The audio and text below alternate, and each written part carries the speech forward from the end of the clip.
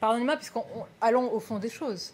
Sous le quinquennat de François Hollande, il y a eu des opérations, et le président l'a reconnu lui-même dans un livre, d'élimination, de neutralisation de djihadistes. Est-ce que c'était permis par le droit?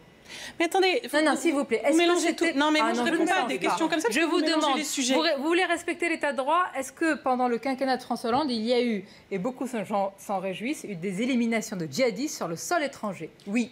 Ce n'était pas permis. C'est une question qui relève du pouvoir militaire, et comme vous le savez, donc là, il y a des exceptions. Comme vous le savez, c'est ça la guerre. Donc la guerre. Opérations et ben voilà, je voulais vous dire. Donc c'est la guerre. Et donc quand on veut, on peut. C'est ce qu'on appelle le droit de la guerre, Sonia Mabrouk. Validé par le président de la République. Les neutralisations, sans procès, madame. Avec feu vert du président de la République. Qui est une autorité. Je vais juste prendre un exemple. Regardez, on dit n'importe quoi. Si on mélange le droit de la guerre et le droit civil, on dit n'importe quoi. Je suis désolée. De neutraliser. Non, attendez. Il y a du droit qui s'applique sur le territoire français. Il y a un droit qui s'applique sur le territoire français, puis il y a un droit de la guerre.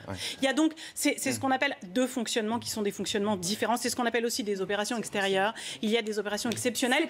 Il faut en parler aux autorités militaires. Pardonnez-moi, je connais un peu le sujet. Je ne vous parle pas des opérations extérieures. Je vous parle d'opérations ciblées, personnelles. Sur le sol étranger. Oui, tout à fait. Qui sont donc couvertes. Et pas d'opérations extérieures. Qui sont donc d'opérations.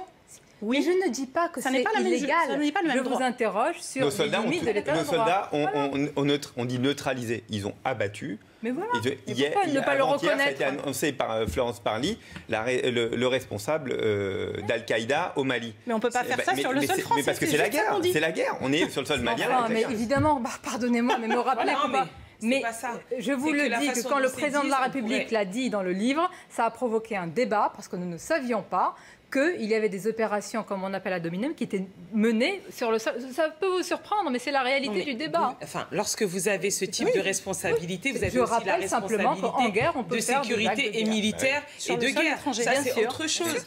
Et alors, on n'est pas sur les droits sur le sol étranger. Parce que vous évoquez cet argument alors que nous parlons du sol français. Non, vous me dites qu'il y a un droit qui empêche certaines choses. Ces opérations ont été menées sans débat parlementaire. Je ne dis pas que c'est illégal, je dis que c'est sorti d'un cadre. Non mais pardon, je ne peux pas dire un mot sans avoir à chaque fois un rappel. Je vais vous donner la parole.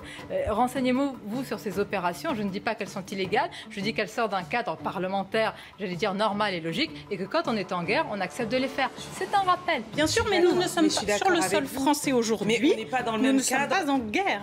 Nous sommes dans une guerre d'un autre type aujourd'hui.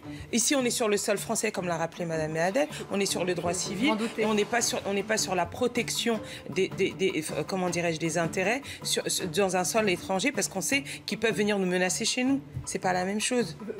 C'est pas grave. On ne s'est pas compris sur l'idée. Est-ce que je peux répondre à Mme